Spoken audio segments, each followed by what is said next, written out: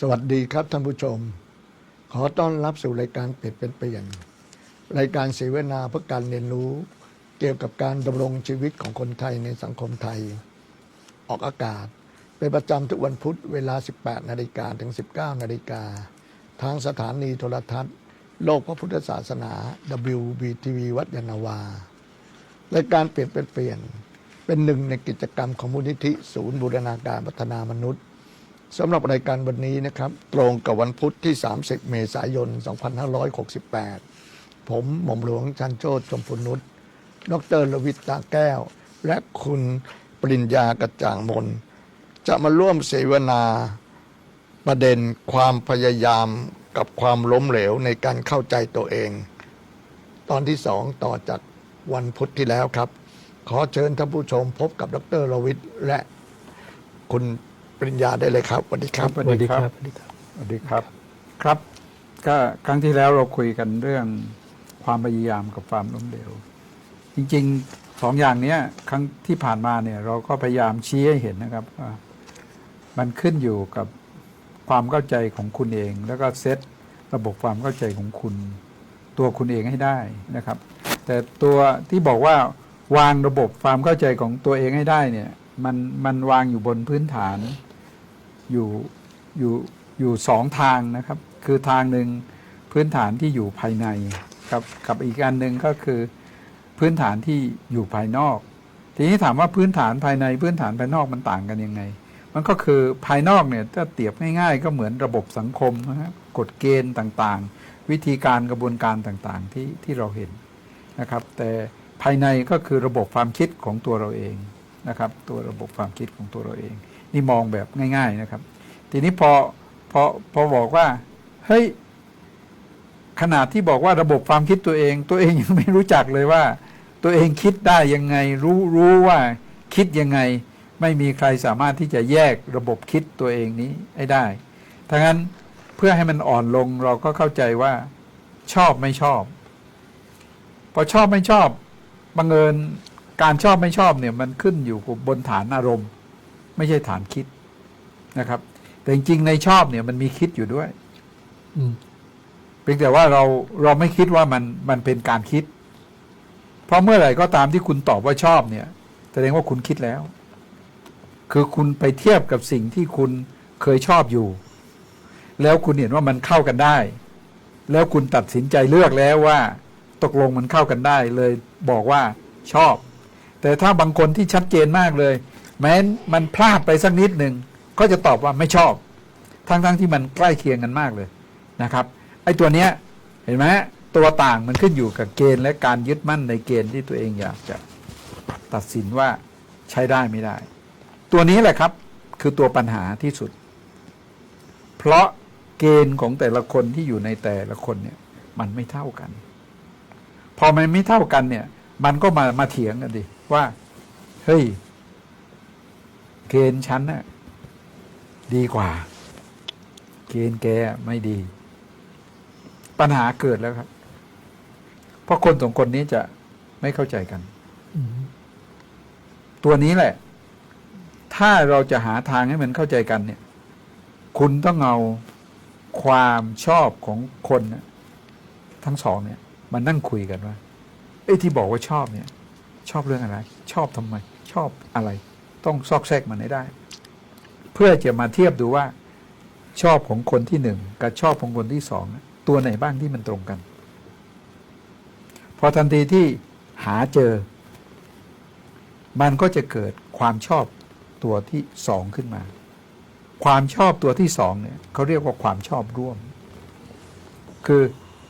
คนที่1ก็ยอมรับได้คนที่2ก็ยอมรับได้เกณฑ์ตัวนี้แหละมันถูกกำหนดให้เป็นกฎที่คน2 คนนี้จะต้องมายืนอยู่บนพื้นฐานในเรื่องนี้เป็นเรื่องเดียวกันนี่คือที่มาในเรื่องของกฎและในทำนองเดียวกันก็เป็นที่มาในเรื่องของศีลแต่บังเอิญเรื่องศีลเรื่องกฎอะไรเรื่องพวกนี้มันถูกแยกระดับเป็นชั้นๆเป็นองค์ความรู้ในแต่ละเรื่อง ดังนั้นมันก็เลยเกิดเป็นความรู้ในแต่ละเรื่อง ข้อรู้ของแต่ละคนมันก็เลยมีรายละเอียดในแต่ละเรื่อง ตามทฤษฎี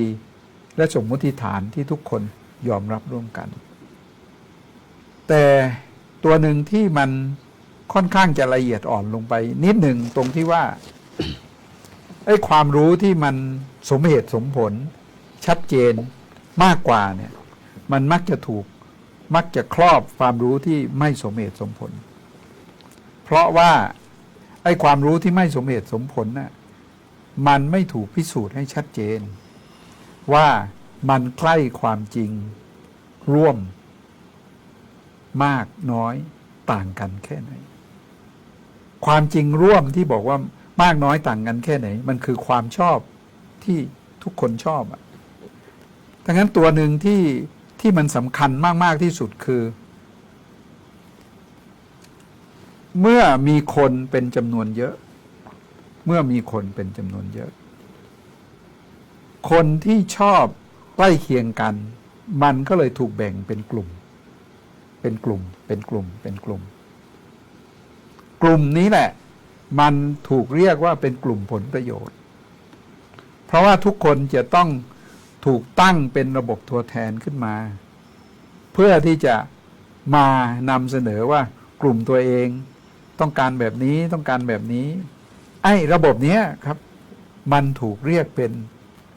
ระบบประชาธิปไตยถามว่าทำไมมันถึงถูกเรียกระบบเป็นประชาธิปไตยเพราะมันถูกคัดสรรขึ้นมาเป็นชั้นๆแล้วถูกเรียกว่าเป็นระบบตัวแทนเนี่ยกรอบมันเริ่มต้นจากกรอบเรื่องความชอบไม่ชอบเป็นตัวขั้นพื้นฐาน ต้องขอเบรกนิดได้ไหมอาจารย์ได้ ไอ้ที่บอกว่าประชาธิปไตยนะ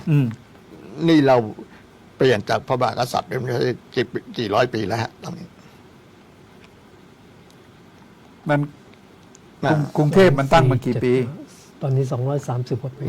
แล้วทีนี้แล้วมันสำเร็จไหมล่ะไอ้ที่ประชาธิปไตยแล้วมันจริงๆแล้วเนี่ยไอ้ความชอบของแต่ละคนเนี่ยใช่ไหมครับและในที่สุดเนี่ยมันก็อยู่ในอะไรเพราะว่ามันไม่ได้ใช้ของสังคมในรูปที่ถูกต้องจริงๆมันเป็นการอยู่ในระบบมันมีหมดนะตั้งไว้อะไรไว้จะบอกอย่างนี้อาจารย์คำถามของอาจารย์เนี่ยมันคำถามของอาจารย์เนี่ยมันตั้งอยู่บนพื้นฐานที่ถามว่ามันประสบความสำเร็จไหมความสำเร็จของแต่ละคนมันไม่เท่ากันอยู่นะอาจารย์ใช่เพราะว่าจริงๆแล้วมันไม่เท่ากันแต่ตอนนี้หมายถึงว่าไอ้การกฎกติกาเนี่ยจริงๆแล้วเนี่ยนะฮะกฎอะไรก็ตามนะมีให้น้อยที่สุดเพราะแต่ละคนเนี่ยเมื่อมันอยู่รวมกันเนี่ยนะฮะมันอยู่กับการศีลธรรมคุณธรรมคุณแค่ศีลห้าพอนะฮะมันก็จะเป็นคนที่มันจะไม่เบียดเบียนซึ่งกันและกันอยู่แล้วก็ไม่เอาเปรียบไม่ยังไงเพราะมันมียิ่งกฎเยอะยิ่งกฎเยอะเท่าไหร่เนี่ยนะเพราะว่าไอ้คนที่มันเป็นคนตั้งกฎเนี่ยมันเยอะเราก็รู้กันอยู่ตอนนี้เรื่องมันเกิดขึ้นปัจจุบันนี้ที่เห็นกันอยู่ก็เพราะอะไรก็เพราะไอ้หน่วยงานนี้ก็ฉันมันมีกฎของฉันเอากฎตั้งกฎมาเพื่อประโยชน์ตัวเองหมดไม่ได้ประโยชน์กับคนอื่นเลยนะประเด็นคือตอนจริงๆในตอนนี้มันยังไม่ยอมรับกันเหรออาจารย์ไม่ประเด็นคืออย่างนี้อาจารย์ประเด็นที่ผมตั้งเนี่ยที่ผมตั้งขึ้นมาเนี่ยให้อาจารย์เห็นเนี่ยผมตั้งให้เห็นว่าประเด็นเนี่ยความสำคัญของประเด็นน่ะมันอยู่ที่ส่วนรวมนะอาจารย์อย่าลืมนะที่ผมตั้งเมื่อกี้ผมเข้าใจทีนี้ประเด็นที่อาจารย์มาค้านเนี่ยอาจารย์ค้านบอกว่าประเด็นเป็นส่วนรวมและอาจารย์ไปค้านในเรื่องปฏิบัติอย่าเพิ่งไปพูดตรงนั้นก่อนได้ไหมเซตประเด็นความเชื่อตรงนี้ให้ชัดก่อนคือตรงด้านนี้นี่ที่ผมกำลังพูดเพราะว่าผมจะเถียงอาจารย์ตรงด้านนี้นี่ไงผมกำลังจะบอกอาจารย์เหมือนกันว่าเซตความเชื่อให้มันชัดก่อนความเชื่อไม่มีการชัดแต่ละคนไม่เท่ากันนี่ไงอาจารย์ก็อย่างหนึ่งต่อให้ยังไงก็ตามไม่มีทางเหมือนนี่ไงแต่ละคนเนี่ยฉะนั้นตรงด้านนี้ผมจะบอกว่าเฮ้ยมามองตัวเองคอนเซ็ปต์ตัวเองเป็นหลักนะแล้วหลังจากนั้นเนี่ยพวกเราเป็นเรียนหลักเราก็รู้อย่างเดียวว่าอันนี้เราเป็นอย่างนี้ถูกต้องไหมฮะกฎกติกาของเราคิดอย่างนี้ออกมานะแต่ขณะเดียวกันเราก็รู้แล้วเราก็สื่อไอ้ศีลห้าพอแล้วนะฉันจะไปทำอะไรที่มันเกี่ยวข้องกับคนอื่นฉันก็ไปดูว่าไอ้ฉันทำไอ้นี้มันกระทบคนอื่นไหมฉันไปเบียดเบียนคนอื่นไหมฉันมีการเวลาคิดจะทำของส่วนรวมเนี่ยฉันคิดเพื่อผลประโยชน์ของตนเองหรือเปล่าหรือว่าคิดประโยชน์ของคนอื่นเท่านั้นพอแล้วไม่ใช่กฎหมายมันน้อยลงประเด็นมันจะมีข้อแย้งอาจารย์ครับ เพราะศีลห้าอาจารย์กับศีลห้าผมมันไม่เท่ากัน ก็ไม่ใช่อาจารย์เราเอาถึงว่าอย่าไปเบียดเบียนใครไม่ต้องไปเอาจะเอาเป็นศีลห้าศีลแปดศีล21อย่างนั้นอันนั้นเป็นเรื่องของส่วนตัวในศีลแต่ละอันฉะนั้นขณะเดียวกันเนี่ยเมื่อกติการวมสังคมเนี่ยนะก็เพียงแต่ว่าไม่กี่ข้อเราจะไปเบียดเบียนใครนะอย่าไปทำอะไรให้คนอื่นเดือดร้อนเท่านั้นเองนะไม่มีอะไร นี่ไง แล้วก็คุณก็คุมให้มัน ผม เสร็จ ก็สิ่งที่อาจารย์พูดอ่ะมันคือข้อตกลงร่วม ครับ และสิ่งที่ผมพูดผมก็พูดถึงข้อตกลงร่วม ก็ใช่เราไม่ได้พูดกันเป็นแต่ว่าเพียงว่าผมไม่ได้แย้งอาจารย์นะ ผมก็ไม่ได้แย้งอาจารย์ พยายามเป็นการให้เห็นว่าจ เดี ริ ยว ง กั ๆแล้วเนี่ยนะพอมันพูดไปเนี่ยมันก็พอไปยุ่งกับไอ้ส่วนรวมเมื่อไหร่นะไม่จบ ไม่เนี่ยผมกำลังจะบอกว่า ตั้งข้อตกลงร่วมก่อนไง ประเด็นคือข้อตกลงร่วม อาจารย์ข้อตกลงร่วมอะนะ อืม อาจจะทำได้เมื่ออะไรรู้ไหม อืม แต่ละคนมีสินเท่ากัน ก็นี่ไง เพราะถ้าแต่ละคนเนี่ยนะมันยังไม่มีสินเท่ากันนะคุณไปคุยยังไงก็ตามมันก็ไม่มีทางจบ ความมีศีลเท่ากันก็คือการเข้าใจตัวเองไง ก็ใช่อ่ะ ก็นี่ไงประเด็นมันอยู่ตรงนี้ ครับ แต่ผมเซตบนพื้นฐานให้เห็นว่า เมื่อคุณเข้าใจตัวเองแล้ว คุณต้องเข้าใจประเด็นร่วมด้วย ผมตั้งตัวนี้ไว้แค่นี้ก่อน ประเด็นอื่นผมยังไม่ได้ ประเด็นร่วมเนี่ย กี่ มันจะต้องเป็นอยู่ในกลุ่มที่โอเคคุยกันชัดเจน ใช่ ใช่ไหมและกว้างๆเพราะว่า ใช่ เราไม่ได้รวมทั้งหมด เราไม่ ใช่ สามารถเอาคนทุกคนมารวมกันได้ ใช่ ก็เป็นเฉพาะตัวแทนฉะนั้น ใช่ ตัวแทนเนี่ยเราก็ต้องพยายามทำอะไรก็ตาม ที่อย่าให้มันเกิดการบังคับ ถูกต้อง ให้มันกฎเกณฑ์กติกาเนี่ยเป็นกติกาที่โอเค เรารู้ว่าไอ้คนปฏิบัติเนี่ยตัวสำคัญที่สุด ใช่ นะอย่าไปเบียดเบียนนะ ใช่ โอเคจึงนี่ออกมา ใช่ แล้วก็ตั้งเราไม่ต้องมีกฎอะไรมาก ใช่ แต่ว่าทุกคนเนี่ยรักษาศีลรักษาไอ้ตัวกติกาของตัวเองไม่ไปยุ่งกับคนอื่น ใช่ นะจบแล้ว ใช่ ฉะนั้นยิ่งมาประชุมกันเยอะมีหลายองค์กรมีต่างๆพวกเนี้ยตั้งกฎกติกามาเนี่ยยิ่งกฎเยอะเนี่ยยิ่งไม่ได้เลย แต่ความสำคัญอยู่ตรงไหนรู้ไหมอยู่ที่การเข้าใจตัวเอง ใช่ฮะก็แค่นั้นเอง อืม นั่นโอเคนั่นตรงเดียว ก็ตรง จุด กันไง เดียวแล้ว ก็ตรงกันไง โอเคเชิญต่อ ไม่ก็ตรงกันไงเพียงแต่ว่าประเด็นที่อาจารย์มองอ่ะ ครับ อาจารย์ไปตั้งเกณฑ์บางเรื่องที่มันมีข้อบกพร่อง อืม และอาจารย์ตั้งก้องแง้ที่มันโต้แย้งไว้ ความในใจของอาจารย์มันก็เลย คิดว่าสิ่งที่ผมพูดอ่ะมันไปตรงกับสิ่งที่อาจารย์คิด ซึ่งไม่ผมไม่ได้วางเงื่อนไขที่มันซับซ้อนยุ่งยากไม่เลย พื้นฐานคุณเข้าใจตัวเองชัดเจน อืม เท่ากับคุณเข้าใจผู้อื่น และการเข้าใจผู้อื่น ผมเปลี่ยนจากเป็นผู้อื่นเป็นประเด็นร่วม ถ้าอย่างนั้นทุกคนเข้าใจ แต่ตัวต่างมันจะเกิดครับอาจารย์คิด ผมคิด ยืนอยู่บนฐานเดียวกันไหม ถ้าอาจารย์สินเสมอกัน มันจะฐานเดียวกัน นั่น คืออาจารย์ คือ อาจารย์ต้องมาคิดอย่างนี้หนึ่งนะคิดถึงเฉพาะไอ้ส่วนที่จะไม่เบียดเบียนใครคนอื่น ผมมอง และ ว่า ตัวเอง แต่ถ้าอาจารย์คิดถึงว่าความต้องการของแต่ละคนเป็นฐานที่มาคุยกันนะไม่จบ ผมมองว่าต่อให้คิดแบบนี้เหมือนกันแต่จะมีความต่าง อาจารย์ถ้าพูดตำหลักนะ อืม เอาตรงๆเลยนะ ผมกล้าเลย แค่ศีลห้าเท่านั้นเองอะนะปฏิบัติศีลห้าให้ได้เนี่ยจบแล้ว มันจะไม่มีการฉะนั้นสังคมมันไม่ต้องมีกฎกติกาเยอะเลย เพราะทุกคนจะรู้จักตัวเอง รู้จักหน้าที่ของตัวเอง ถ้าทุกคนรู้จักตัวเอง รู้จักหน้าที่ของตัวเองไม่ไปเบียดคนอื่น จบแล้วไม่ต้องมีกฎเกณฑ์ไม่ต้องมีกติกาอะไรเยอะแยะ แต่มีความต่างอาจารย์ ความต่างยังไง อาจารย์นั่งอยู่มุมนั้นใช่ไหมผมนั่งมุมนี้ใช่ไหม ก็อาจารย์ไปตั้งมุมมา ก็นี่ไงต่างไหมล่ะ อาจารย์ต้องไปดูว่าอาจารย์จะเอาอะไรเป็นที่ตั้ง ก็นี่ไงพื้นที่ไง พื้นที่ก็ไม่ใช่แต่ว่าเอาตัวเองเป็นหลัก ไม่ใช่ ประเด็นคือเมื่อเราเข้าสังคม เข้าสังคมก็แต่ว่าทุกคนถึงบอกว่า ก็อาจารย์พูด ถ้า ตั้ง คุณ ประ มี เด็น ศีล ในเรื่ เส อง มอ เดี๋ยว ถ้า สิ คุณมีศีลเสมอ อาจารย์ดูให้ดี ครับ นะอาจารย์ดูให้ดีนะ อาจารย์ใช้คำว่าศีลเสมอสองคน ยืนอยู่บนพื้นฐานเดียวกันโพสิชันเหมือนกันไหมไม่เหมือนกัน โพสิชันนี่อะไร ที่ตั้ง สิ่งสมมุติ ที่ตั้ง แล้วมันตั้งอยู่ตลอดไปชีวิตไหมมันขยับ นั่นไงอาจารย์มองไปอีกทางหนึ่งแล้ว ครับ ผมกำลังจะมองว่า ต่อให้เสมอกันอาจารย์ก็ตั้งอยู่ฝั่งตรงข้ามกัน ไม่ผมไม่ได้ Position ตั้งไว้ตั้ง ก็ต่าง สร้างเลยผมบอกว่าอยู่กับตัวเอง ก็ไม่ผมพูดถึงคนสองคนนะอาจารย์พูดคนเดียวนะ ถ้าอาจารย์ใช้คำว่าตัวเดียว ไม่ผมพูดถึงไม่ได้คนหนึ่งสองคนนะ ผมพูดถึงคนแม่ง 10 ล้าน อ่านี่ 20 ล้าน ไง 30 ว่าอันนั้ ล้าน นอาจารย์ขยาย แต่ว่า ความ เพียงแต่ว่าเรามองที่ตัวเราเองตัวเป็นหลัก ไม่ผมกำลั นะ ง แล้ว จะ ถ้าทุกคนได้รับการว่าทุกคนมีศีลคือหมายถึงว่าไม่เบียดเบียนใครเอาหลักนะฮะ ผมกำลังจะเชื่อมอีกตัวหนึ่งให้อาจารย์เห็น โอเคอันนั้นเชิญ เชื่อมตัวหนึ่งที่มันเป็นตัวทำให้เคล็ดคือทำให้เกิดข้อโต้แย้ง ครับ คือตัวนั้นคือการปฏิสัมพันธ์ระหว่างบุคคลต่อบุคคลเนี่ยมันมีช่องว่าง ช่องว่างตัวนั้นนะมันถูกเรียกว่าเวลา และสถานการณ์ ซึ่งตัวเนี้ยมันเป็นตัวสำคัญ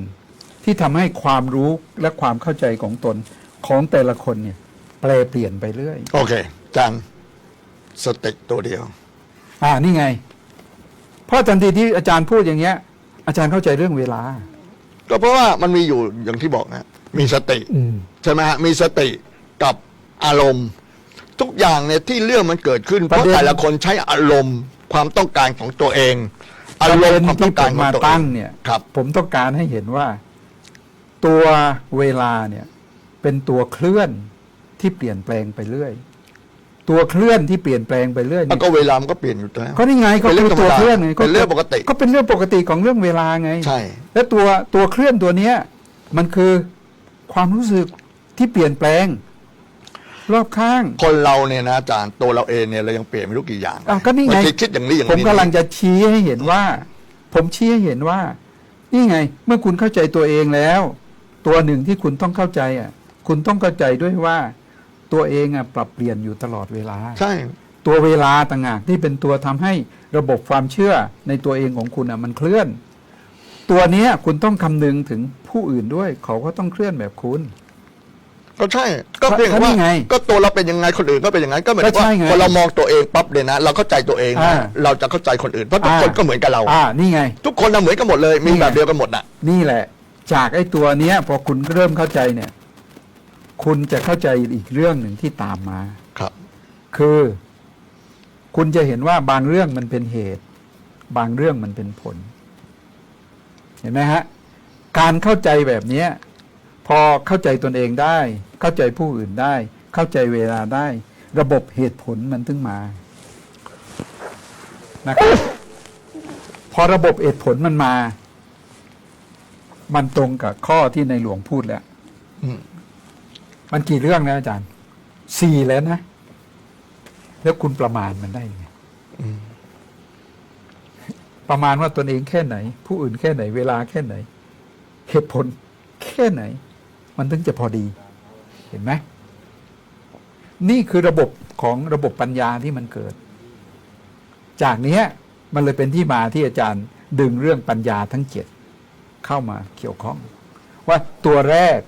ระดับปัญญาคือปัญญาในการเข้าใจตัวเอง อือหือ ปัญญาเข้าใจตัวเองแล้ว เท่ากับการเข้าใจผู้อื่น เมื่อคุณเข้าใจตัวเองเข้าใจผู้อื่น ช่องว่างระหว่างตัวเองกับผู้อื่น มันคือช่วงเกี่ยวกับเวลา โอเค อันนี้ชัด ใช่ไหม ครับ หลังจากนั้นพอคุณเข้าใจมัน คุณเห็นเหตุ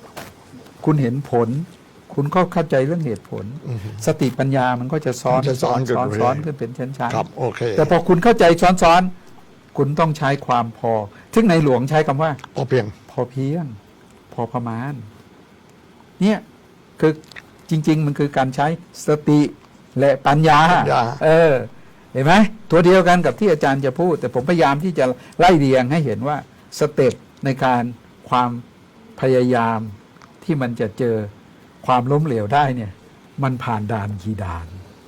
บางคนจะหยุดแค่ตนเองก็ยังไม่เข้าใจเลยพอมาเจอผู้อื่นเมื่อกี้ตกประเด็นโอ้ยยิ่งไปกันใหญ่ ตราบใดที่ยังไม่เข้าใจตัวเองนะคุณยังไปคิดเลยว่าคุณจะไปเชื่อมกับใครหรืออยู่กับใครหรือทำอะไรที่ตกลงกันได้ไม่มี คุณก็อย่า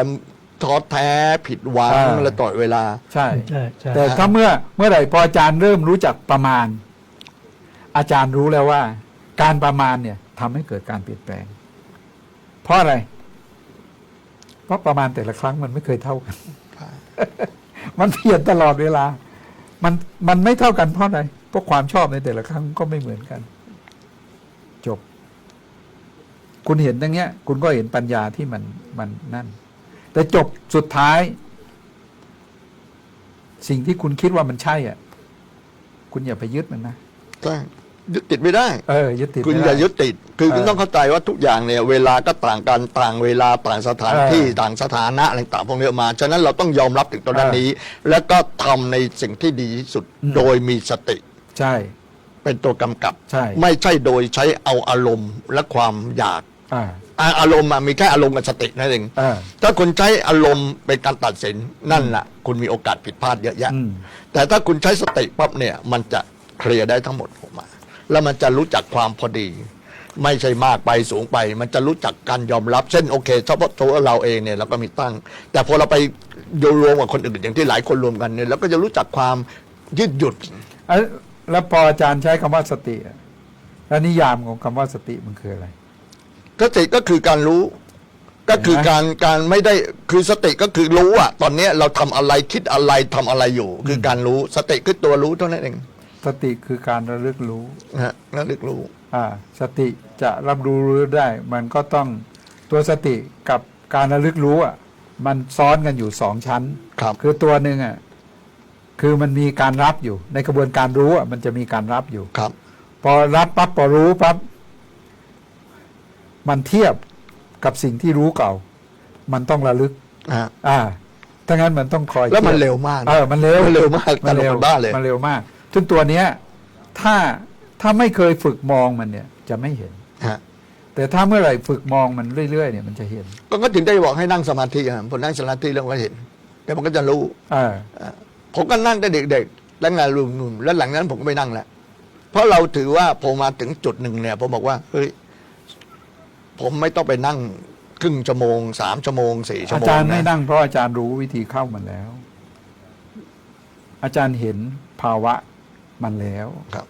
และอาจารย์ใช้จนกระทั่งมันคล่องแล้ว แต่สำหรับคนที่ไม่เคยมองตัวเอง ไม่เคยฝึก เขาก็จะไม่รู้ว่าวิธีการเข้าใจตัวเองทำยังไงแต่การเข้าใจตัวเองบางคนผ่านการทำงานนะอาจารย์ อ้าวส่วนมากผ่านทำงานที่ผมรู้มาก็เพราะผ่านทำงาน ก็ผมเป็นผู้บริหารมาตลอดนะผมต้องบริหารคนหมดนะผมต้องรู้เลยลูกน้องเป็นยังไงเป็นยังไงเป็นยังไงบ้างอันนี้จะต้องแก้ยังไงเป็นยังไงไง ชีวิตผมเนี่ยเกิดมาในยแปลกมากเลย ผมขึ้นชื่อว่าเป็นลูกน้องนะแต่ในทางปฏิบัติแล้วยังไม่เคยเป็นลูกน้องใครเลย ทีนี้ในแง่การทำงาน แต่ละคนนิยามเรื่องงานไม่เท่ากันอีก อย่างหลายคนอย่างคิดว่าการทำงานเนี่ย คิดว่างานต้องดีต้องเลิศต้องหรูจริงๆไม่ใช่ทำอะไรก็ได้ที่เป็นงาน มันต้องอยู่แต่ตำแหน่งงานที่ตัวเองรับผิดชอบอยู่ อย่างผมเนี่ยแม้กระทั่งผมจบมาปั๊บเนี่ย ผมก็เคยเป็นผู้บริหารเลย ผู้บริหารแล้วก็ผู้บริหารก็คืออะไร ก็คือเพียงแต่เรารู้ตัวนั้นเอง คือทำไงให้งานมันเดินได้โดยคนอื่น ฉะนั้นผมถึงบอกว่าผมถึงเข้าใจคนอื่นหมดนะเพราะว่าถ้าคุณจะบริหารคนเนี่ย คุณต้องเข้าใจในบทบาทก็คือพอเราเข้าใจตัวเองปั๊บเนี่ยนะทุกคนมันก็เหมือนกับเราอะฉะนั้นพอเราจะคิดอะไรเนี่ยเราต้องคิดถึงว่าอย่างนี้อย่างนี้อย่างนี้เราคิดถึงแทนเขานะว่าโอเคนะ ถ้าเราเป็นเขาอย่างเนี้ยอยู่ในสถานการณ์อย่างเนี้ยต้องเป็นยังไงบ้าง แล้วเราก็ปล่อยเขาทำปล่อยเขาทำเสร็จเนี่ยเราก็ไม่ได้ไปนั่นอะไรเราก็ยกเขาขึ้นเขาก็ได้ประสบการณ์ ไว้ใจเขาเชื่อถือเขาแล้วแต่เราคอยสนับสนุนไม่ให้คอยจับผิด ผมไม่เคยจับผิดลูกน้อง ผมไปว่าไปดูแล้วผมก็รู้ว่าโอเคอะไรบ้างแล้วผมก็ค่อยๆน่ายไป ลูกน้องเป็นคนทำงาน ผมดวงผมก็แปลกนะอาจารย์นะมันอัตโนมัติของมันเองอะตอนผมเป็นเด็กก็เหมือนกัน ผมก็ไปมีกลุ่มของผมอะแล้วผมก็ไปทะเลาะกับผู้ใหญ่ไปเท่าไหร่แต่ผมนี่แปลกนะตอนเด็กๆเนี่ยเขาเรียกผมตัวสกัง ในชุดเนี่ยไม่ว่าจะเป็นรุ่นอายุ และผมมักจะคบกับคนที่อายุมากกว่านะแต่ว่าก็จะมีรุ่นเด็กมันก็จะมาเป็นลูกน้องตาเลยขบวนเหมือนกันนะแต่ว่าพวกเนี้ยเพื่อนๆที่บ้านต่างๆพวกเนี้ยเขาเรียกแล้วไอ้สกังมาแล้วจ้ะเพราะผมเข้าไปที่ไหนบ่อนมันแตกตลอด อันนี้ก็แปลกอาจารย์มันก็เป็น ไม่ใช่ อะร ไม่แปลกครับ นะฮะ เพราะมันเป็นธรรมชาติของคนที่คิดข้าวหน้า คิดข้าวหน้าเนี่ย คนคิดข้าวหน้าเนี่ยมันจะมีความคิดแปลกอยู่อย่าง จะไม่คบคนที่มีอายุเท่ากัน เพราะคนที่มีอายุเท่ากันเนี่ย มันจะมองว่าเป็นเรื่องปกติ ไม่ท้าทาย แต่อยากคบกับคนที่มีอายุสูงกว่า เพื่อจะดูว่าเขาคิดต่างจากเรามากแค่ไหน เพื่อจะได้เรียนรู้ ดังนั้นระบบคิดของอาจารย์เนี่ยเป็นระบบคิดที่จะก้าวไปข้างหน้าเขาก็เลยเรียกว่าเป็นระบบคิดแบบก้าวหน้า เพื่อจะดูว่าเฮ้ยถ้าเราวางเป้าไว้แค่นี้ศักยภาพเรามีแค่นี้เราจะไปถึงไหมแสดงว่าจริงๆโดยลึกๆอ่ะโดยลึกๆโดยแพทเทิร์นคิดของอาจารย์มีเป้าอยู่ในใจอยู่แล้ว แต่มันไม่ได้คล้ายๆกับว่ามีเป้าหมายอยู่แล้วมีเป้าหมายอยู่แล้วเพราะในระบบคิดในทางปรัชญาเนี่ยมันสอนไว้ว่ามนุษย์เนี่ยมันมีความแปลกอยู่กว่าสัตว์อื่นอยู่นิดหนึ่งตรงที่ว่าแค่นิดเดียวเนี่ยมันทำให้มนุษย์สามารถพัฒนาระบบคิดของมันขึ้นมาได้มนุษย์เนี่ยพัฒนาระบบตัวเองขึ้นมาได้เนี่ยเพราะว่ามนุษย์เนี่ยมันพัฒนาการรู้ผ่านการเรียนแบบอาจารย์ลองดูเลยเด็กๆอ่ะแรกๆขึ้นมาครั้งแรกเนี่ยมันพอเริ่มเรียนรู้ได้เนี่ยมันจะทำการเรียนแบบผู้ใหญ่หมดเลยซึ่งตรงนี้มันเป็นขั้นการรู้ขั้นเบื้องต้นและเป็นความรู้ในขั้นพื้นฐานทั้งนั้นการจะทำอะไรสักอย่างหนึ่งเนี่ยมันต้องทำแบบเรียนแบบก่อนเรียนแบบพอเรียนแบบเสร็จเนี่ยมันมีความรู้สึกว่าเฮ้ยบางเรื่องเนี่ยมันสามารถตัดขั้นตอนได้มันสามารถสร้างกระบวนการใหม่ได้มันก็สร้างกระบวนการใหม่ขึ้นมาคิดดังนั้นไอ้ตัวเรียนแบบเนี่ยมันถูกเรียกเป็นขั้นตอนเป็นขนบเป็นธรรมเนียมนะครับแต่พอทำใหม่เนี่ยมันถูกพัฒนามันก็พัฒนาเป็นหลายเรื่องจากเดิมทีใช้ไม้มาเป็นใช้เหล็กใช้ปูนเรียนแบบหมดเลยนะเพียงแต่ว่าเปลี่ยนวัสดุไอ้ตัวเนี้ยมันก็เป็นกระบวนการสร้างใหม่สร้างเป็นอินโนเวชันเป็นการสร้างใหม่แต่ทำอะไรทำบนฐานคิดเดิมแต่เมื่อไหร่ก็ตามอาจารย์สร้างงานใหม่วิธีการใหม่เรื่องใหม่ก็ไอ้ตัวเนี้ยก็จะถูกคิดว่าเป็นความคิดแบบสร้างสรรค์ระบบคิดตัวเนี้ยเป็นระบบคิดที่มันอยู่ในระบบคิดมนุษย์ซึ่งถ้าเราจะเข้าใจตัวเองเนี่ยเราต้องเข้าใจบนพื้นฐานตัวนี้ก่อนถ้าเข้าใจได้ชัดเนี่ยเราก็สามารถประยุกต์ใช้บนฐานความรู้ในแต่ละแบบได้ผมไม่แน่ใจว่าต้องให้เบรกแล้ว เบรกแล้ว ผมกำลังถามว่าเอ๊ะมันใกล้เวลาเบรกยังต้องขอเบรกแค่นี้ก่อนไหมแล้วเดี๋ยวก็ถามความคิดเห็นคุณปัญญาครับเพราะงั้นขอเบรกแค่นี้ก่อนครับ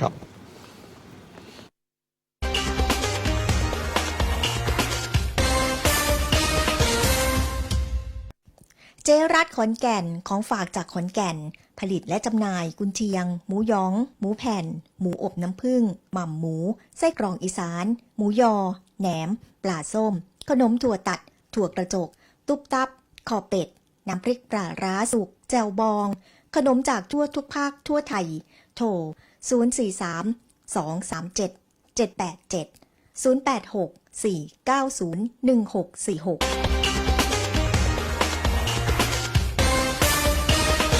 ครับเมื่อกี้ก็พยายามอธิบายให้เห็นแล้วครับว่าไอ้พื้นฐานถ้าเราเข้าใจตัวเองชัดๆนะครับเข้าใจตัวเองได้ว่าถ้าทันทีที่รู้ว่ารู้ตัวเองเท่ากับรู้ผู้อื่นและช่องว่างระหว่างรู้ตัวเองกับรู้ผู้อื่นตัวหนึ่งที่มันคู่มาคือเวลาแล้วก็จะเห็นระบบเหตุผลที่มันเกิดขึ้นแล้วรู้ว่าไอ้เกณฑ์ที่จะใช้เนี่ยมันคือการเกณฑ์ที่พอประมาณซึ่งเกณฑ์ตัวนี้เป็นเกณฑ์ที่ในหลวงท่านตรงเรียกว่าพอเพียงนะครับความตัวนี้แหละมันเป็นเกณฑ์ที่ในการยกระดับระบบความคิดแล้วพอทันทีที่เข้าใจตัวนี้ได้ก็จะรู้ว่าความเปลี่ยนแปลงมันเกิดยังไงนะครับและรู้ทั้งหมดแล้วต้องรู้จักละทิ้งคือรู้จักวางมันในบางประเด็นด้วยกรอบตัวนี้เนี่ยมันเป็นกรอบที่สังคมไทยกำลังเดินไปข้างหน้าและกำลังเจอปัญหาอยู่ในสภาวะปัจจุบันจะเห็นว่ากรอบตัวนี้ถ้าทันทีที่เราเข้าใจตัวเองแล้วเนี่ยบนพื้นฐานระบบคิดของสังคมเนี่ยมันก็ต้องเข้าใจสังคมด้วยเห็นไหมฮะจากตัวเองก็กลายเป็นสังคมกรอบคิดนี้ผมไม่ทราบว่าคุณปัญญามีความคิดเห็นเพิ่มเติมต่างหรือจะสนับสนุนหรือโต้แย้งหรือมีมุมมองในทัศนะคุณปัญญายังไงก็เชิญคุณปัญญาครับผมว่านะคือถ้าพูดถึงสังคมเนี่ย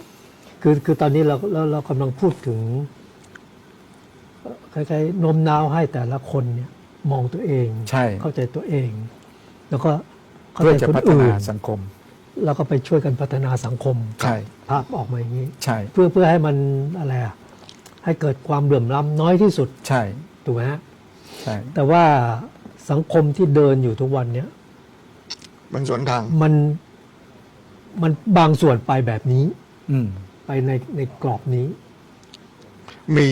ผมว่ามี มี เยอะนะ มี แต่ว่าเขาเงียบ คือพวกที่อยู่ในกรอบเรานี่ส่วนมากจะเงียบ มันจะเป็นสังคมระดับชุมชนเงี้ยนะแต่พอมาสังคมระดับใหญ่ขึ้นมาเนี่ยระดับจังหวัดระดับประเทศเนี่ย มันมีผลประโยชน์ กลายเป็น ข้มเกี่ยวข้อง อีกเรื่องหนึ่ง มันมีผลประโยชน์เข้ามาเกี่ยวข้อง เพราะว่าการเมืองการปกครองเนี่ยเราพูดถึงว่าเอาทฤษฎีของเรื่องประชาธิปไตยมาใช้ ครับ ของเรานะ เฉพาะประเทศเราเนี่ย แต่ว่ามันถูกทำให้มันเปลี่ยนไปในวัตถุประสงค์ในวิธีการถูกทำให้มันเปลี่ยนไปแล้วก็เรื่องกฎเกณฑ์ที่คุยกันเนี่ยนะฮะมันถ้าพูดถึงระดับประเทศมันก็คือกฎหมาย วันนี้เปลี่ยนไปมาก คือกฎหมายโดยหลักเนี่ยมันก็คือออกกฎหมายเพื่อทำให้สังคมอยู่ร่วมกัน อยู่ร่วม ได้ กันได้ นั่นคือหลักการ แต่ทุกวันนี้มันกลายเป็นออกกฎหมายเพื่อ เพื่อประโยชน์กับคนออก กลุ่มใดกลุ่มหนึ่งกับคนออกอะไรพวกเนี้ย ใช่ ถูกไหมฮะสสก็ก็ต้องออกกฎหมายเพื่อฉันอย่างนี้ แต่มันไม่มาบอกเราว่าเพื่อฉัน แต่ว่ามันอ่านออกอะมันก็เป็นแบบนี้เพราะฉะนั้นมันก็เลยทำให้เกิดภาพที่ว่าทำไมสังคมไทยมันเป็นอย่างนี้แล้วอิทธิพลของนักการเมืองของผู้ปกครองประเทศเนี่ยเขามีอำนาจก็เลยนำพาประเทศไปในทิศอะไรแบบเนี้ยผมมองอย่างนี้นะฮะว่า แม้แต่ในสังคมระดับโลกยิ่งไปกันใหญ่นะมันจะมีความหลากหลายของลัทธิการปกครอง แต่มันก็เกิดความขัดแย้งกัน ในลัทธิเดียวกันในวิธีการปกครองเดียวกันก็มีในวิธีการปกครองแตกต่างกันก็มีก็ขัดแย้งกัน เพราะผลประโยชน์ ผลประโยชน์ ทรัพยากรในโลกนี้ เบียดเบียนกัน เบียดเบียนแย่งกัน แย่งกัน แล้วก็ ขาดความรับผิดชอบ เรื่องของด้านเศรษฐกิจยิ่งซับซ้อนใหญ่เดี๋ยวเพราะว่า เรื่องไอ้ตัวกลางที่สมมุติตัวกลางแลกเปลี่ยนก็คือเงินตราที่สมมุติขึ้นมา ตัวนี้วุ่นวายมากโดยเฉพาะของอเมริกาเนี่ยนะก็คือวุ่นวายมาก เพราะว่ามันจะผมก็ไม่ทราบนะว่าทำไมเขาต้องมาเอาชนะกันนะคนหนึ่งก็จะเป็นเจ้าโลกอีกคนหนึ่งก็พัฒนาขึ้นมาจี้หลัง ก็จะต้องเบรกกันขึ้นมา จะต้องมายับยั้งกันมาอะไร จนทุกวันนี้เนี่ยมันก็จะเป็นความขัดแย้งใหญ่โตมโหฬารขึ้นมาเนี่ยนะนั้นมันมาเทียบกับแต่ละบุคคลที่คิดที่จะพยายามอยู่ในกรอบที่อาจารย์ว่าอย่างนี้เนี่ยกับสังคมในระดับสูงขึ้นไปเนี่ยมันคนละเรื่องกันผมก็นึกไม่ออกเหมือนกันว่ามันจะถ้าเราจะดึงมาตรงเนี้ยมันดึงมาได้ยังไงผมก็ยังนึกไม่ออกเหมือนกัน คือจริงๆมันมีอยู่สองตัวเองอาจารย์ ครับ หนึ่งนะฮะมันเกิดผลประโยชน์จากบุคคล หรือพวกพ้อง ถูกครับ ข้อที่สองขาดความรับผิดชอบ ใช่ เพราะว่าผลประโยชน์มันก็มีอยู่ ผม ที่ปรากฏว่าคนที่มีหน้าที่เนี่ย ขอติมหน้าที่ดีว่าไม่ทำตามหน้าที่ ไม่ทำตามหน้าที่อะขาดความรับผิดชอบ อ่า คือพูดง่ายๆว่าไม่ปฏิบัติตามหน้าที่เพราะอะไร อันนี้ก็ต้องเข้าใจไอ้คนออกกฎหมาย หรือคนที่ออกกติกาเนี่ย มันเป็นคนกลุ่มเล็กมากเลย นะครับ แต่การเดียวกันเนี่ยพอออกกฎหมายเยอะเท่าไหร่ก็ตามเนี่ยมันก็จะกลายเป็นว่าแต่ว่าผู้ปฏิบัติตามกฎหมายเนี่ยมันจำนวนมันน้อย งานมันเยอะถ้ามันออกกฎหมายเยอะๆมันคือทุกอย่างเนี่ยที่มันออกเนี่ยแต่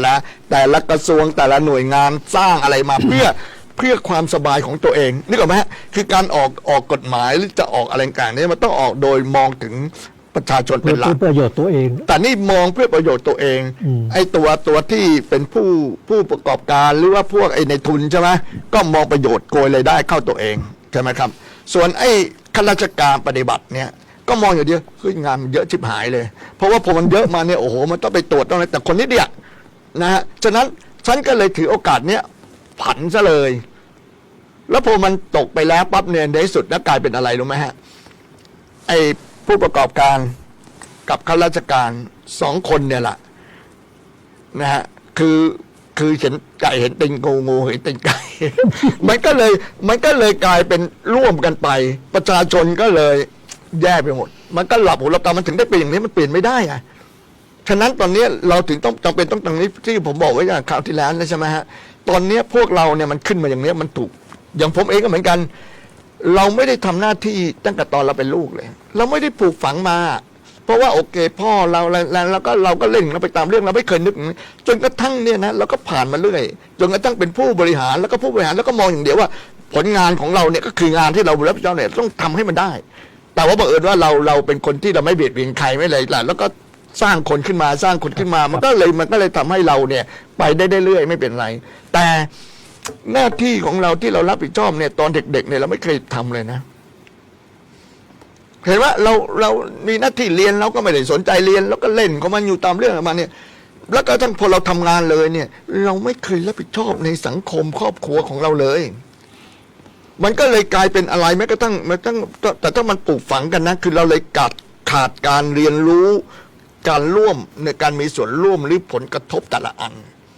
นึกออกไหมฮะเราเอาตัวเองอ่ะฉะนั้นเราเอาตัวเองเราต้องโตขึ้นมาจากต้องถีบตัวเพื่อที่จะขึ้นมาตลอดเวลาใช่ไหมแล้วก็ไม่มีอะไรพอลูกเนี้ยเราก็ไม่ได้ดูแลเลี้ยงลูกหมายถึงว่าตอนนี้หมอมกำลังบอกว่า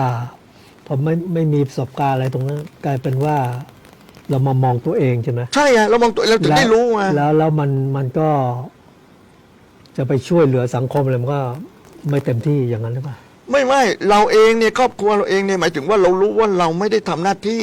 เพราะว่าตอนเนี้ยทุกคนแม้กระทั่งตัวเราเองเนี่ยบังเอิญว่าเราฝ่ายดีหน่อยเราก็ยังโอเคแต่ตอนนี้ทุกคนเนี่ยมันได้มีความรับผิดชอบอะ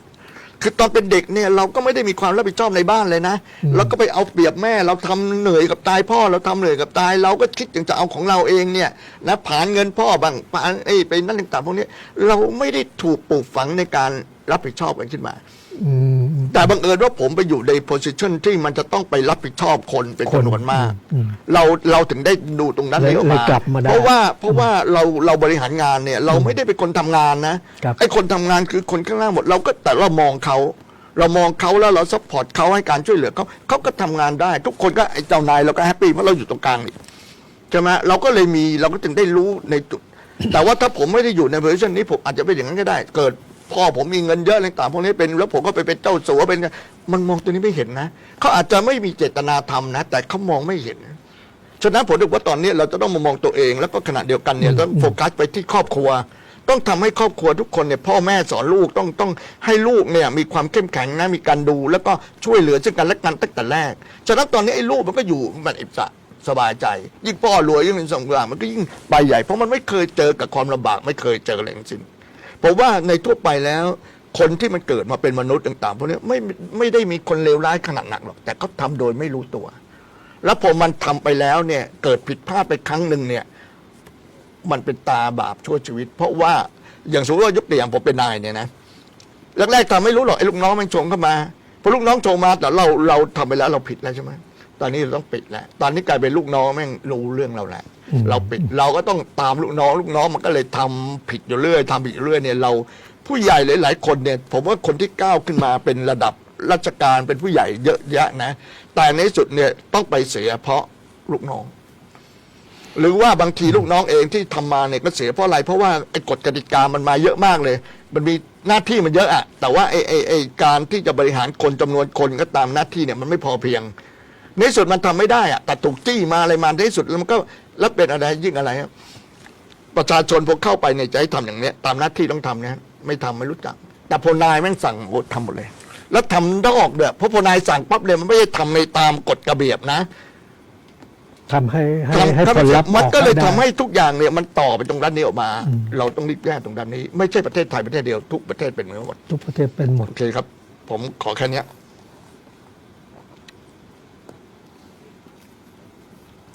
ภาพที่อาจารย์พูดเนี่ยมันมีทฤษฎีและความเชื่อที่อยู่เบื้องหลัง ซึ่งทั้งหมดเนี่ยมันถูกวางบนทฤษฎีผลประโยชน์ ทฤษฎีผลประโยชน์ และทฤษฎีผลประโยชน์เนี่ยมันก็แบ่งส่วนประโยชน์ออกเป็นสองเรื่อง คือผลประโยชน์ส่วนตนกับผลประโยชน์ส่วนรวม ไอ้ทฤษฎีผลประโยชน์ส่วนตนของส่วนรวมเนี่ยลึกๆเนี่ยมันจะมีทฤษฎีตัวใหญ่ที่วางอยู่ มันคือทฤษฎีที่ว่าด้วยเรื่องความมีคุณค่านะครับซึ่งไอ้ความรู้ทั้งหมดเนี้ยมันถูกจัดเป็นระบบการรู้ของมนุษย์ที่วางอยู่ในสาขาวิชาหนึ่งเรียกว่าวิชาปรัชญาซึ่งตัวเนี้ยมันเป็นตัวองค์ประกอบหลักในการสร้างระบบการรู้ของมนุษย์ เพราะว่าระบบการรู้ของมนุษย์เนี่ยมันถูกถามว่าแล้วมนุษย์ที่สามารถที่จะเรียนรู้และเข้าใจตัวเองได้เนี่ยมันสร้างระบบการคิดการตัดสินใจได้ยังไงแรกๆเนี่ยมันก็มองถึงคุณค่าของการมีชีวิตรอดก่อนคุณค่าของการมีชีวิตรอดเนี่ยแรกๆเนี่ยมันต้องทำยังไงหนึ่ง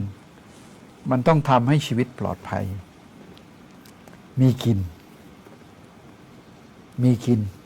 ชีวิตปลอดภัยนะครับปรับคุณค่าตัวนี้ให้เกิดนี่คือความอยากขั้นเบื้องต้นของมนุษย์แน่นอนอ่ะถ้าทำให้ชีวิตมีคุณค่าได้ปลอดภัยได้มันต้องรักษาร่างกายของตัวเองให้ปลอดภัยและให้ปลอดภัยที่สุดคือตัวเองเนื่องจากเป็นสิ่งมีชีวิตมันต้องเติบโตทั้งนั้นมันต้องหาทางกินให้ได้นะครับทั้งนั้นตัวร่างกายมันก็เซตระบบการยังชีพเพื่อเติบโตนะครับทั้งนั้นสิ่งมีชีวิตทุกชีวิตจะถูกเซตบนระบบนี้เกือบทั้งหมดระบบเนี้ยมันมีสิ่งมีชีวิตในระบบเนี้ยมันถูกแบ่งเป็นสองเรื่องคือสิ่งมีชีวิตที่เป็นพืชกับสิ่งมีชีวิตที่เป็นสัตว์นี่คือระบบใน คน โลก ก็ถือเป็นสัตว์ ใช่นี่คือระบบในโลกเพราะงั้นพอถามว่ามันต่างกันได้ยังไงมันต่างกันสิ่งมีชีวิตที่มันต่างกันว่ามันแบ่งว่าเป็นพืชหรือเป็นสัตว์ได้เนี่ยมันแบ่งบนฐานการเคลื่อนทั้งนั้นภาษาอังกฤษเราก็เลยจะรู้จักสัตว์ว่ามันเป็น animal คือสิ่งเคลื่อน animal เนี่ยมันเลยเป็นที่มาของบอกว่า move เมื่อนก็คือสิ่งที่มันเคลื่อนทั้งนั้นเราก็จะเห็นว่ามันแยกสิ่งมีชีวิตออกเป็นสองเรื่องคือสิ่งมีชีวิตที่เคลื่อนได้กับสิ่งมีชีวิตที่เคลื่อนไม่ได้ไอ้สิ่งมีชีวิตที่มันเคลื่อนไม่ได้มันถูกเรียกว่าพืชไอ้สิ่งมีชีวิตที่เคลื่อนได้มันถูกเรียกว่าสัตว์นี่คือระบบคิดของมนุษย์แต่มันวางอยู่บนพื้นฐานเรื่องคุณค่าอาจารย์คุณค่าของการเคลื่อนเห็นไหมก็คือเรื่องอะไรบ้างอะที่มันเคลื่อนที่มนุษย์เข้าใจเวลาเรารับรู้ว่าเวลามันเคลื่อนในขณะเดียวกันมันอยู่นิ่งๆด้วยมันก็เห็นตัวเนี้ยสิ่งมีชีวิตตัวหนึ่งที่มันต่างกับอันอื่นอยู่กับสิ่งที่ไม่มีชีวิตคือสิ่งมีชีวิตมันเติบโตจากข้างในแล้วก็ค่อยขยายตัวไปเรื่อยแล้วบางอย่างมันก็ตายบางอย่างมันก็ไม่ตายสิ่งที่ชัดมากที่สุดคือต้นไม้บางชนิดอายุมันยืนมากเลยมันไม่ตายแต่สัตว์มันตายเนี่ยภาพตัวเนี้ยมนุษย์ก็เลยเซตระบบรู้ตัวเองขึ้นมาเก็บพื้นฐานวางอยู่บน ทฤษฎีเรื่องผลประโยชน์เพื่อจะให้ชีวิต ให้ชีวิตรอด ดังนั้นพอตอนหลังเขาก็เลยแบ่งว่าอ๋อชีวิตสิ่งมีชีวิตเป็นอย่างนี้เองอ๋อมันเซตว่าความจำเป็นขั้นพื้นฐานเป็นยังไงมันเลยเป็นที่มามันพูดถึงเรื่องความจำเป็นขั้นพื้นฐาน ความจำเป็นขั้นพื้นฐานมันถูกเซตระดับขึ้นไปเรื่อยๆตามระบบรู้ของมนุษย์ปัจจุบันเนี้ยระบบรู้มนุษย์เนี่ยมันพัฒนามาค่อนข้างเร็วมากเลยนะทันทีที่มันคิดเรื่องให้ AI ได้คือปัญญาประดิษฐ์คือปัญญาประดิษฐ์เนี่ยมันเกิดจากวิธีคิดอย่างเงี้ยอาจารย์มันคิดว่าเฮ้ยระบบรู้เนี่ยมันมีจริงๆอ่ะมันมีอยู่แค่2 เรื่องเองคือรู้แบบเอาความคิดเอาประสบการณ์มารวมกันแล้วมันถอดเป็นความรู้แบบนี้มันเรียกว่าการรู้แบบอุปนัยคือรู้แบบคล้ายๆกับว่าถอดมาแล้วก็สรุปเป็นเรื่องอันเนี้ยอาจจะใช้ข้อมูลนานหน่อยเช่นกว่าอาจารย์จะเรียกต้นมะพร้าว1 ต้นว่าเป็นต้นมะพร้าวได้เนี่ยอาจารย์ต้องรวบรวมไอ้ต้นมะพร้าวหลายๆต้นเลยแล้วมาสมมุติว่าเฮ้ยไอ้สิ่งที่เหมือนกันไอ้นี่มันมะพร้าวนะแต่ถ้าเมื่อไหร่ก็ตามสิ่งมันแตกต่างออกไปตัวนี้ไม่เรียกมะพร้าวนะต้องเรียกอีกอย่างหนึ่งนะเช่นคำว่ามะแพร้วกับมะพร้าวต่างกันนะจะไม่เคยเห็นเลยมะพร้าวต้องไปที่บ้านแพร้วเพราะว่าบ้านแพร้วมันจะมีมะพร้าวเยอะซึ่งปัจจุบันเนี่ยจะมีมะพร้าวเยอะหรือเปล่าตรงนี้ก็ไม่รู้นะอาจารย์ก็ลองเซิร์ชใน Google ดูช่วงหลังคนก็จะรู้ว่ามะพร้าวต่างกับมะพร้าวยังไงเพราะทางมะพร้าวมันมีทางใบใช่ไหมใบมะพร้าวกับใบมะพร้าวต่างกันลูกมะพร้าวกับลูกมะพร้าวก็ต่างกันซึ่งตรงนั้นเป็นรายละเอียดแต่นี่ผมยกให้เห็นว่าระบบความรู้ที่เก็บจากประสบการณ์มันเป็นอย่างนี้กับความรู้อีกอย่างหนึ่งมันถูกเซตเป็นเรื่องแล้วไอ้เซตเป็นเรื่องเนี่ยเราเรียกว่าเซตเป็นความเชื่อเซตเป็นทฤษฎีแล้วมันเอาไว้ทฤษฎีเนี่ยเป็นตัวตั้งแล้วมันก็ขยายเอาประสบการณ์ที่มีเข้าไปเทียบว่ามันเข้ากับทฤษฎีได้ไหมระบบการรู้แบบนี้ก็เรียกว่ารู้แบบนิรนัยคือรู้จากทฤษฎีโดยเอาการปฏิบัติเข้าไปเทียบแบบนี้มันถูกสั่งสมเป็นระบบรู้เยอะมากตอนหลังมนุษย์มันคิดให้รวดเร็วแบบระบบคิดแบบคอมพิวเตอร์ไม่ได้มันก็เลยคิดเครื่องมือขึ้นมาเพื่อที่จะให้เสิร์ชความรู้และสร้างระบบรู้เรารู้กันในฐานะปัญญาประดิษฐ์ก็คือ AI ทั้งนั้นระบบรู้ปัจจุบันเนี้ยพอทันทีที่ระบบ AI มันเกิดขึ้นเนี่ยตอนนี้ความรู้ปรับมาอยู่เลยอาจารย์ซึ่งเราสามารถที่จะใช้ระบบ AI มาจัดการระบบความรู้ใหม่และยุคนี้เป็นยุคความรู้กำลังเปลี่ยนซึ่งเป็นเรื่องที่เราจะต้องปรับและเร่งเข้าใจตัวเองให้ชัดเพราะความรู้ที่ผ่านระบบคิดแบบคอมพิวเตอร์เนี่ยมันจะต่างกับความรู้ที่ผ่านการรู้ของมนุษย์นะเพราะระบบรู้ของคอมพิวเตอร์เนี่ยมันเป็นระบบรู้ที่ผ่านระบบคิดแบบเหตุผลอย่างเดียวแต่ไม่มีความรู้สึกซึ่งต่อไปมันจะอันตรายเพราะมนุษย์กับเครื่องกลจะต่อสู้กันในเชิงระบบคิดแบบใหม่ๆแต่ตัวหนึ่งมนุษย์ในยุคใหม่ก็พยายามที่จะเอาระบบคิดแบบคอมพิวเตอร์เนี่ยมาเชื่อมกับระบบคิดในสมองอาจารย์ลองจินตนาการดูสิว่ามันจะเกิดพัฒนาขึ้นอีกยุคหนึ่งเป็นยังไงแต่นั่นคือภาพตอนดูหนังก็รู้นี่ตอนนี้ที่มันมีหนังมันก็ต้องไปคนตายหมดนะไอตัวไอ้นั่นคือหนังเขาเนี่ยมาไอ้นี่หนังอ่ะเขาคิดล่วงหน้าเพื่อที่จะสร้างเป็นสตอรี่ให้เห็นว่ามันเกิดยังไงมันอาจจะมาแทนคนนะนั่นคือระบบคิดของคนนะอาจารย์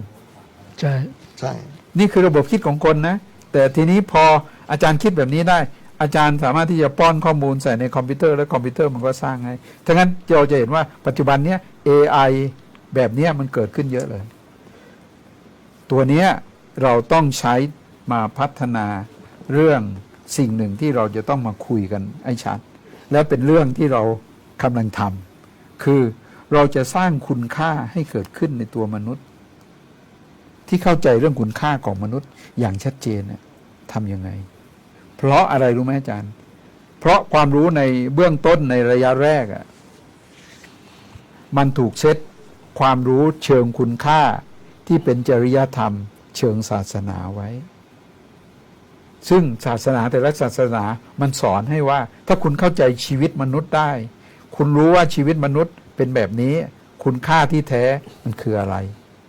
เห็นไหมฮะแต่ยืนอยู่บนพื้นฐานที่มันไม่มี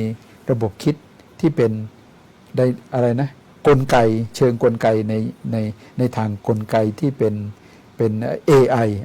ในความสื่อในปัจจุบันได้ AI นี่ย่อจากไหน AI นี่มันมาจาก artificial intelligence คือคำว่า artificial เนี่ยมันหมายถึงระบบคิดที่เกิดขึ้นจากปัญญาของมนุษย์เรียกว่า artificial มันมาจากคำว่า art เพราะในคำว่า art เนี่ยมันมีคำว่า AR อยู่กับ artificial เนี่ยมันจะเห็น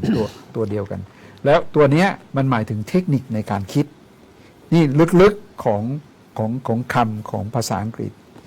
คำว่า art เพราะใน art เนี่ยมันจะมองกระบวนการอยู่สองอย่างคือความรู้สึกกับเทคนิคดังนั้นไอ้ตัวอาร์ตลึกๆมันคือเทคนิคแต่เทคนิคพอมันทำซ้ำบ่อยๆอาจารย์เทคนิคที่มันซ้อนขึ้นมามันเลยเรียกเป็นเทคโนโลยีแต่คำว่าโลยีจริงๆเรามาแปลเป็นวิทยานะคำว่าโลจีเทคโนโลยีไซโคโลจีเห็นป่ะมันจะบอกว่าจิตวิทยาเห็นป่ะแต่ทีนี้คำว่าแต่บังเอิญวิชาเทคนิควิทยามันไม่เรียกมันดันไปเรียกเทคโนโลยี ซึ่งมันทำให้ความหมายบางอย่างมันทำให้เรางงแต่นั่นคือในเรื่องภาษาไอ้ตรงนี้เป็นอีกเรื่องหนึ่งแต่ทีนี้เรามาพูดถึงเรื่องนี้ก่อนเรื่องที่ว่าไอ้ปัญญาระบบการเข้าใจตัวเองและการสร้างคุณค่าเนี่ยดังนั้นปัญหาตอนนี้คือการเข้าใจเรื่องคุณค่าแล้วสิ่งเราที่เราพยายามทำมันคือเป้าเดียวกับที่อาจารย์พยายามจะพูดคือคุณค่าของแต่ละคนมันมีอยู่ในตัวของตัวเองแต่เราละเลยคุณค่าของตัวเราเองไงพอละเลยคุณค่าของตัวเราเองเท่ากับว่าเราไม่รู้จักตัวเองทั้งนั้นสิ่งที่เราพยายามมานั่งคุยกันเนี่ยคือคุยให้ชวนให้ทุกคนน่ะช่วยกันคิดว่ารู้จักตัวเองก่อนไหมเพื่อจะได้รู้ว่าตัวเองเป็นยังไงแล้วถ้าคุณรู้จักตัวเองเท่ากับคุณรู้จักผู้อื่นเพราะผู้อื่นมันก็คือสิ่งมีชีวิตมันคิดได้อยู่แค่นี้แหละเพียงแต่ว่าความรู้สึกนึกคิดความชอบมันแตกต่างกันแค่นั้นเองเพราะมันขึ้นอยู่กับความเพลินในอารมณ์ของแต่ละคนคือความเพลินในความรู้สึกของแต่ละคนซึ่งในระบบจริงๆตัวเนี้ยคนที่ค้นคิดระบบคิดไว้ชัดเนี่ยก็คือซึ่งในศาสนาแต่ละศาสนาก็จะสอนวิธีการเข้าถึงตัวความคิดก็เพราะในทางศาสนาเนี่ยโดยลึกเขาตั้งคำถามมาตั้งแต่โบราณแล้วแหละซึ่งเป็นคำถามที่คนในปัจจุบันก็ยังตั้งคำถามเพียงแต่ว่าคำตอบหลายคนมันอาจเฉยเฉยไปโบราณก็ถามว่าชีวิตเนี่ยมันเกิดมาทำไมเห็นไหมฮะมันถามเรื่องคุณค่าเกิดมาทำไมเกิดมาเพื่อจะหาคุณค่าแล้วคุณค่าของชีวิตคืออะไรฮะโอ้ยคุณค่าของชีวิตแต่ละคนบอกว่าก็อยู่มามีลูกหลานล้อมหน้าล้อมตามีความสุขคุณค่าของชีวิตบางคนมีแค่นี้แต่บางคนบอกไม่ใช่คุณค่าของชีวิตที่ดีคือการเข้าใจและการเสียสละให้แต่ละคนเห็นไหมแต่ละคนให้ความหมายเรื่องคุณค่าแตกต่างกันเราก็พยายามทำให้เห็นว่าแต่ละคนมีคุณค่าในตัวของตัวเองเราหลงเดินคุณค่าที่มันถูกเซตโดยระบบของสังคมโดยระบบคิดที่มันคิดซ้อนๆขึ้นมาระบบคุณค่าตัวนี้มันทำให้เราหลงลืมตัวเองเราก็แค่ทำหน้าที่กระตุ้นเตือนว่าให้เห็นว่าสิ่งที่คุณกำลังเดินอยู่นะคุณลืมตัวเองหรือเปล่าคุณลืมคุณค่าที่มันเกิดขึ้นในตัวเองไหมเพราะทันทีที่คุณเซตคุณค่าบนฐานของตัวเองได้เนี่ยทุกคนจะเท่ากันเพราะทุกคนมีผัสสะเหมือนกันหมดนอกจากว่าคนบางคนที่เกิดมาแล้วมันบกพร่องในทางผัสสะอันนั้นก็อีกเรื่องหนึ่งซึ่งประเด็นนี้เรายกไว้ก่อนแล้วเราก็ไม่ว่าแต่เรามองว่าคนที่มีความสมบูรณ์พร้อมผัสสะเท่ากันก็สามารถที่จะมีได้ทั้งนั้น เรื่องประชาธิปไตยเนี่ยมันมีจุดอ่อนอยู่ตรงที่ว่าฐานคิดเนี่ยมันถูกวางบนฐานคิดที่แตกต่างกันอยู่สองกลุ่ม กลุ่มหนึ่งวางฐานคิดบนฐานของส่วนรวม อีกส่วนหนึ่งวางฐานคิดบนฐานของส่วนตน โดยมองว่าคุณค่าถ้าคนทำดีเฉพาะบุคคลน่ะถ้าทำดีทุกๆคนสังคมส่วนรวมก็จะดีเอง นี่คือฐานคิดหนึ่งและเป็นฐานคิดในโลกประชาธิปไตยเขามองแบบนั้น ส่วนฐานคิดของส่วนรวมมองว่าถ้าสังคมดีสังคมให้ก็ถ้าเราร่วมกันเซตสังคมที่ดี สังคมที่ดีก็กระจายให้สังคมส่วนตัวมันดีด้วย นี่คือคิดแบบสังคมนิยมในโลกมันมีวิธีคิดแบบนี้แหละ แต่มันยืนอยู่บนผลประโยชน์เรื่องคุณค่าของชีวิตเหมือนกัน แต่ด้วยเหตุที่อะไรนะคล้ายๆกับว่าทรัพยากรในโลกนี้มันมีจำกัด แล้วพยายามที่จะเอาทรัพยากรในโลกมาตอบสนองตัวเองเนี่ยทฤษฎีคิดตัวนี้มันเริ่มย้อนกลับมองว่าโลกมีอยู่แค่นี้มันจะมีคนบางกลุ่มแสวงหาผลประโยชน์บนทรัพยากรที่มีอยู่ในโลกเนี่ยเพื่อผลประโยชน์ของตัวเองแนวคิดนี้มันเป็นแนวคิดที่เกิดขึ้นใหม่หลังจากที่โลกมันเชื่อมกันเป็นใบเดียวมันก็เห็นความแตกต่างแล้วมันพอพันทีที่เห็นความแตกต่าง มันก็เห็นว่าระบบที่มันถูกเซตบนระบบผลประโยชน์มันมีประเทศไม่กี่ประเทศเองที่พยายามขีดกรอบและไม่แบ่งปันผลประโยชน์ให้กับสำหรับคนที่อยู่ในโลกซึ่งเราเห็นว่าทันทีที่จะเกิดนิคิดแนวเนี้ยถ้าเราเข้าใจเรื่องคุณค่าเนี่ยเราก็จะรู้ว่าเราจะเอาผลประโยชน์ที่อยู่รอบข้างเราเนี่ยเดินอยู่บนระบบคิดเรื่องความเข้าใจเรื่องคุณค่าของมนุษย์เราจะเดินไปได้ยังไงอันนี้นี่ผมเชื่อมภาพรวมให้เห็นนะว่าเห็นว่ากรอบที่เราคิดเนี่ยมันค่อนข้างใหญ่แล้วเราก็พยายามผลักดันกรอบของสังคมเดินไปสู่จุดนั้นแล้วมันปัจจุบันนี้เราก็จะเห็นตัวหนึ่งที่เห็นชัดมากจะเห็นว่าคลิปหรือว่าสื่อสารมวลชนมันมีหลายกลุ่มที่มีความคิดหลากหลายและหลายกลุ่มก็เสนอคลิปมาค่อนข้างดีและอาจารย์บอกว่าเฮ้ยอย่าลืมพูดเรื่องที่ใช่เนี่ยเขาบอกให้สรุปแล้วเราก็ต้องบอกแล้วอาจารย์สรุปไปเลยกำลังจะบอกว่ามันมีกรอบความคิดหนึ่งซึ่งผมไม่แน่ใจว่าอาจารย์ได้เซิร์ชมาจากกลุ่มไหนสแตนดาร์ดเขาชี้ให้เห็นว่าทันทีที่โลกเปลี่ยนแปลงระบบการคิดก็ควรที่จะเปลี่ยนด้วยแล้วก็เสนอวิธีคิดไว้หลายๆมุมก็อยากให้ไปดูผมไม่แน่ใจว่ามันชื่ออะไรอาจารย์นี่ขึ้นมาแล้วจีนเทากลืนไทยนะฮะเปิดเบื้องหลังนะครับมีอยู่ในแล้วฮะเข้าไปดูเลยแล้วก็ไปกดดูดีมากครับการันตีเลยว่าดีแล้วก็คนพูดดีมากทีเดียวเขาอธิบายทุกอย่างชัดเจนระหว่างที่ความรับผิดชอบต่อประเทศชาติกับรับผิดชอบต่อโลกทั้งหมดมันก็มีอะไรขัดแย้งกันพอสมควรก็วางอยู่บนพื้นฐานทฤษฎีผลประโยชน์ใช่ครับคือประโยชน์ส่วนตนและประโยชน์ส่วนรวมครับยังฝากครับผมดูแลดีมากทีเดียวนะฮะของกลุ่มสแตนดาร์ดนะครับตามด้านนี้ออกมาเปิดดูครับ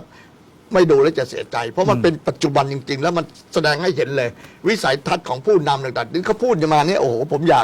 ากเห็นเหลือเกินรัฐบาลเนี่ยคิดอย่างที่เขาพูดนะครับก็เชิญวันนี้ก็หมดเวลาแล้วครับคงต้องกลับลาท่านผู้ชมแต่เพียงเท่านี้สวัสดีครับครับสวัสดีครับ